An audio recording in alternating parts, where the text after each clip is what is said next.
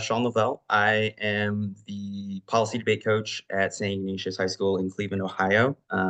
And many of you probably have not really encountered St. Ignatius because we don't have LD. One. And I actually, and that kind of informs my role here is I am viewing myself as both an instructor and as a student in some ways because I am looking to branch out into other types of debate. And I'm learning a lot from all of your excellent questions and the instructor's feedback. So keep it up. This has been really insightful for me. So I was asked to come here, obviously, given the nature of the new resolution, I was asked to just sort of offer some lessons from policy debate in terms of how the cases are structured and how the NED can go about attacking the AF case and building their own case. A quick disclaimer, take what I say with a grain of salt, right? This is merely how policy debate approaches these issues, right? Um, you you can take what you want from this, adapt it, always be adapting things to your circuit and your judge, debate. But this is merely how policy debate approaches these issues. So, and the overarching point here is that the key difference in policy is, as many of you have already hinted at, is greater emphasis on issues of implementation. We still have debates very similar to framework debates in LD on the impact level of arguments where we do impact calculus and we talk about which impacts outweigh, things like hegemony versus the environment. But it's much less a sort of key part of the debate. I mean, it is a key part of policy, but it's not sort of the locus point. The locus point in policy is the plan versus the status quo. And implementation shapes how each side can leverage their impact. So with that out of the way, we can move into, let me get my, we can move to the next slide. And so basically, and I'm going to break down each of these parts, but this is an excellent quick write-up of sort of how policy is just sort of structured. The AF will argue that there's a pressing problem with big impacts. And we have special terms for those that I will get into. They also have a solution to the problem that is both feasible and will solve for the harms. And then the key point in policy debate is whether the plan or the solution will create more advantages than disadvantages. So the judge will be tasked with deciding, does the world of the plan, is that better than the status quo? And obviously in policy debate, we have counter plans too that are a big part of policy, but I'm not going to be getting into that because I just don't think it's going to be very helpful for y'all with your circuits. But if you have questions about that, I'm happy to answer them outside of this forum. Excuse me, my voice is getting a little out in the desert here. So I'll quit. I'm not gonna spend too much time on these because you're not gonna ever directly incorporate these to what you do, but this is just for an understanding. So harms, often called, you'll hear them called advantages. These are just where the AF shows that there is a problem in the status quo that if left unaddressed will create even bigger problems. And they often will establish what we call a brink, which is how soon is that problem to sort of escalating, right? They might point to other events in the status quo that might further exacerbate the problem. So often might be the economy or environmental collapse. So they might talk about how different species are on the brink, and to build the case that we need to do the plan soon. And then so significance that's another word basically for impact. So this is why the problem that was described in the harms actually matters. It's pretty much, these debates are similar to an LD framework debate, but in policy debate, usually the default framework is utilitarianism and who can prevent the most amount of death or suffering. But, there's other frameworks, deontology, we don't get into the weeds as much as you all do, but there are other frameworks that come up. Oh, and Danielle, if you want to jump in at any point, cut me off, please do. Okay, and then so this is sort of the key distinction with LD. So another component of a policy case is what's called solvency. And this is sort of what it sounds like. This is where the AF shows that their plan is workable and feasible in the first place, but also would solve and address the problems outlined in the harms and advantages. Okay, so there's those sort of two pillars to solvency. So, and this next point sort of relates to a question you all had earlier about how the current administration will affect, the affirmative side of things, right? In policy debate, we have this assumption that we make for the sake of debate called fiat, where we assume that if the judge votes for the plan, it actually does. We do imagine a world in which it happens. So in this case, Trump would flip flop and support the plan. Now, that doesn't mean he changes his mind about other things, but that's sort of how policy debate would approach that issue, most likely. Um, so the negative is not able to argue that the plan wouldn't happen, but rather whether it would be effective. Okay. And the app is typically responsible for describing where we would get the resources, staffing to implement the plan. I see we have a question from Thomas. Yeah, I think my question there is, does fiat protect from actions that a certain administration would take under this? So, like, I know you say, like, Trump would flip to support it, but, like, even if Trump supported and joined it, would we take all of what he would do under it out?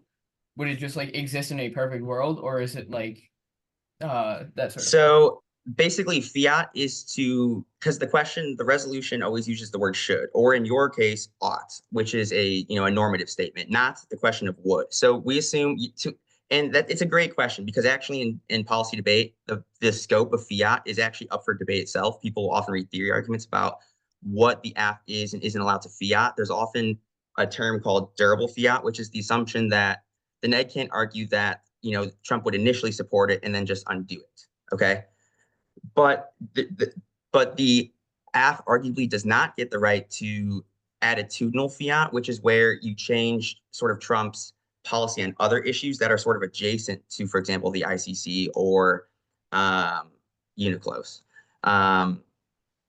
Does that sort of answer your question? I think I would, if I can kind of weigh into that too, like what you'll see a lot in policy, and we had it running in Missouri on wealth tax too, is like, yes, we're going to assume that we're going to cover this ground politically by joining it, but now Trump might backlash and try to exert more power via like tariffs and et cetera, because he's angry that he lost this particular issue, if that makes sense. Yeah, that's more so what I was asking. Like, will he, like, Yeah. would he automatically stop his Drill Baby Drill campaigns if it goes against UNICLOS or that sort of thing?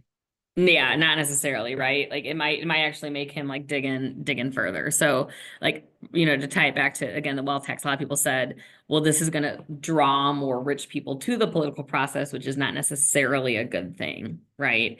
And I know Rich commented that like solvency is not gonna have necessarily a ton of weight in Ohio, but I think that like one of the things that Sean and I want to be sure to press is that we can use these concepts without using this language, right? Like if you end up, especially if you read someone's paradigm and they say don't run policy arguments in an LD round, like it's still very valid, I think, to talk about like what if you can even achieve your framework, because if achieving the framework of environmental justice requires that UNICLOs have teeth and you can prove that they don't have it, then you can say they don't achieve their framework, judge, right?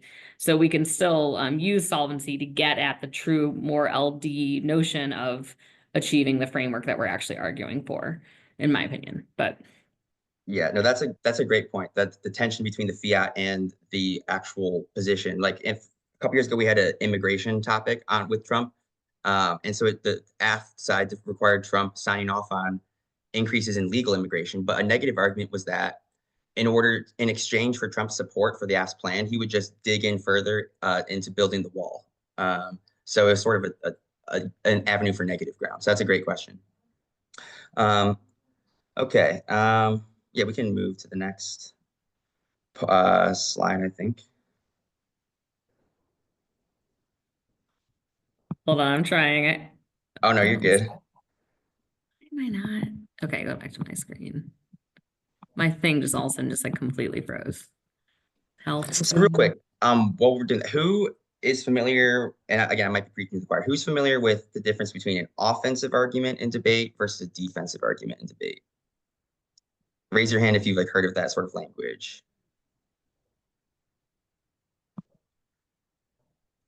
Okay, I can't really see him judge. Okay, so it's like looks like about half maybe. Oh, actually, we do the Should we do the discussion first, Danielle? Have we, am I muted? Hold on. No, you're good.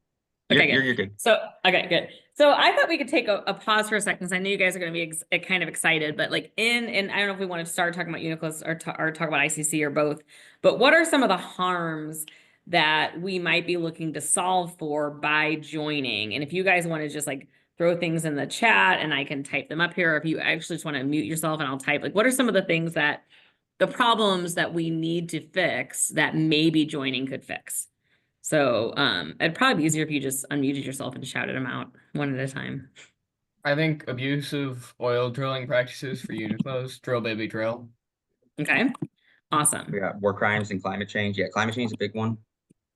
Okay, war crime. It could decrease terrestrial mining, which has been known to like have human right violations. Yeah. Am I spelling that right? Okay, what else? Yeah, I'm just gonna add human rights in general, right? Because that's part of the war crimes thing too, right? What other might we solve for? We could say like harm to biodiversity. Or Yeah, yeah, I like really like the ocean life arguments right now I think are really, really good on Uniclose or unclose, whatever we're gonna call it. What else? Gaza.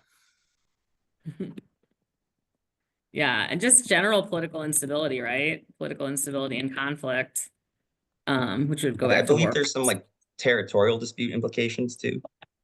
Yeah, definitely. There's a lot I read about ocean shelf, but then also maybe getting one of the things that I've been reading about is justice for victims is part of the ICC. Like right now, there's no way to get that. So that's awesome. You guys are getting this, right?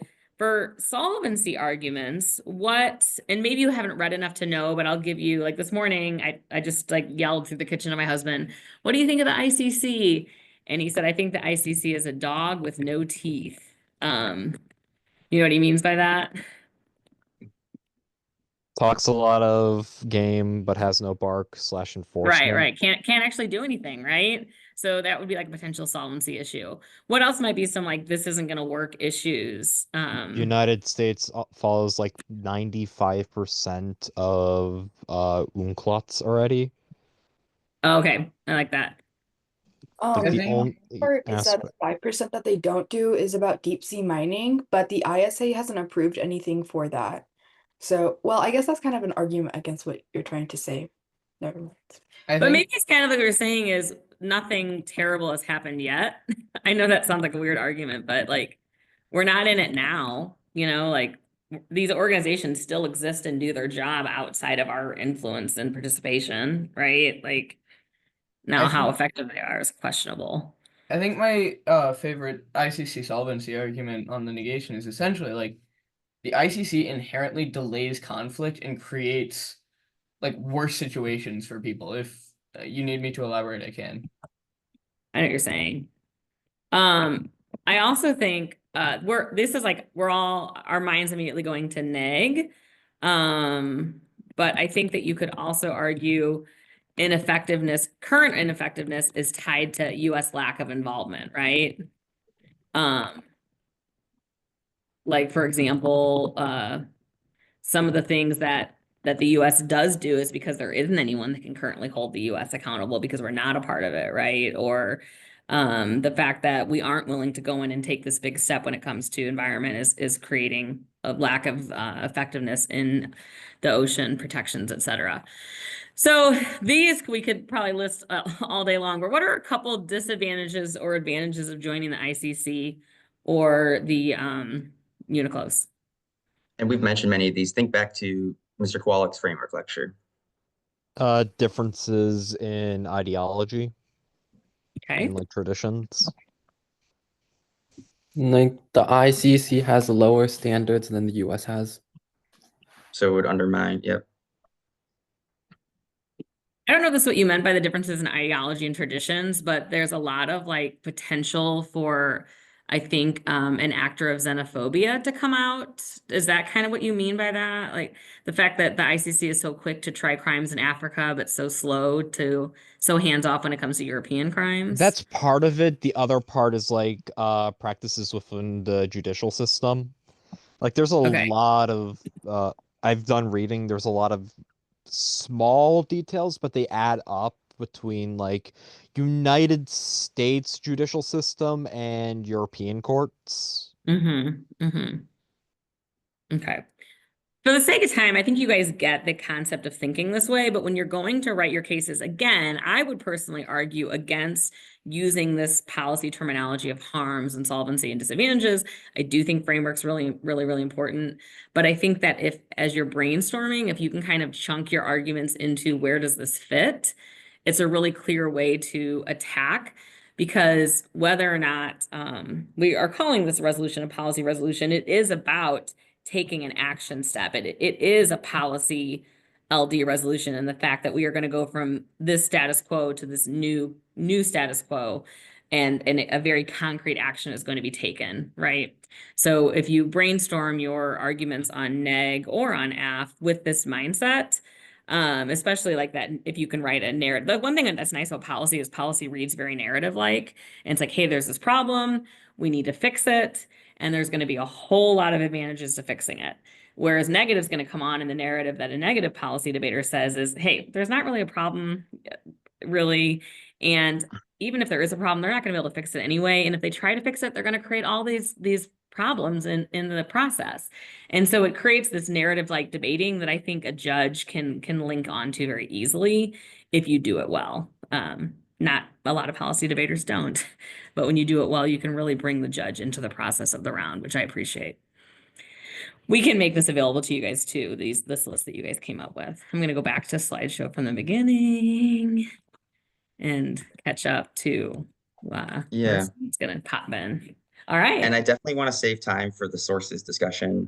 So I'll kind of go through And this. honestly, if I have 5 minutes for sources, I think that's going to be plenty. Okay. So. Okay. So that's perfect. Okay. So offense and defensive argument. I mean, many of you said you've heard of offense versus defense. It's much more important in policy, I think, because of the way judges think. But essentially, all arguments in debate can be either labeled as an offensive argument or a defensive argument. Offensive arguments, quote unquote, score points for your side. Usually, like for the negative, this would be an argument about why the AF's plan actively causes bad things to occur, right? Whereas a defensive argument prevents the other side from scoring points, right? So these are typically arguments that merely disprove the truth of the other side's offensive argument. So in policy debate, the affirmative advantages or their harms, those are their offense. And the negatives offense is their disadvantages. And each side uses defensive arguments to attack the other's case. I'm not going to get much more into that. I could go on more about that, but I don't think it's quite as relevant. If anyone has more questions about that, I'm happy to talk about that. But we can move on, I think.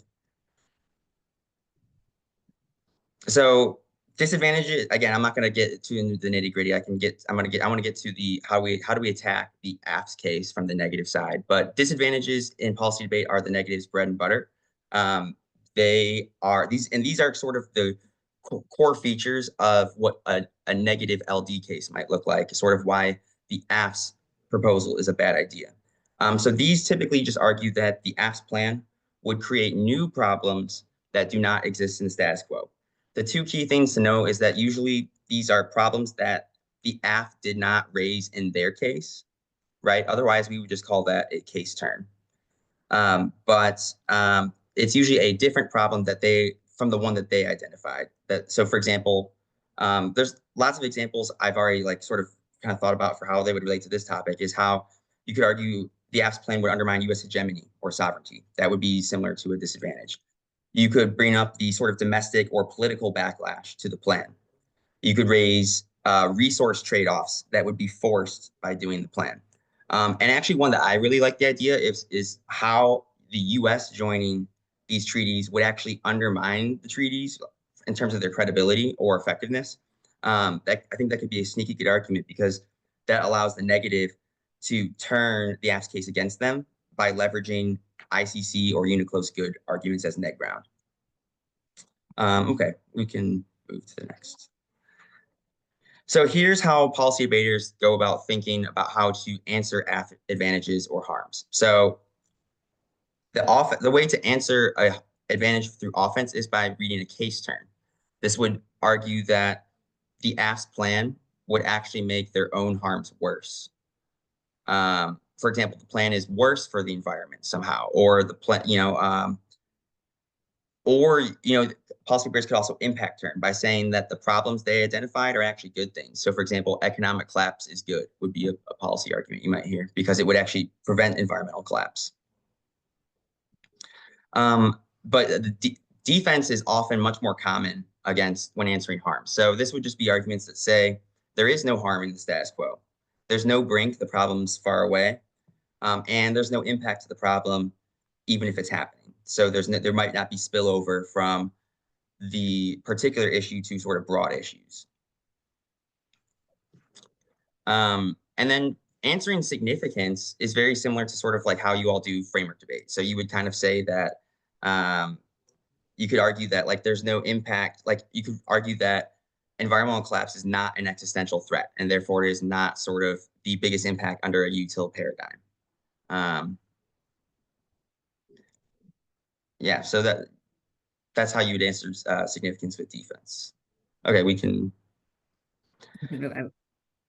And so attacking solvency. So, again, take this with a grain of salt, how you want to read these arguments. Here's what they look like in policy. So we call these solvency deficits to the AFS plan. So these argue usually that the AFS plan isn't feasible or doesn't solve for the harms.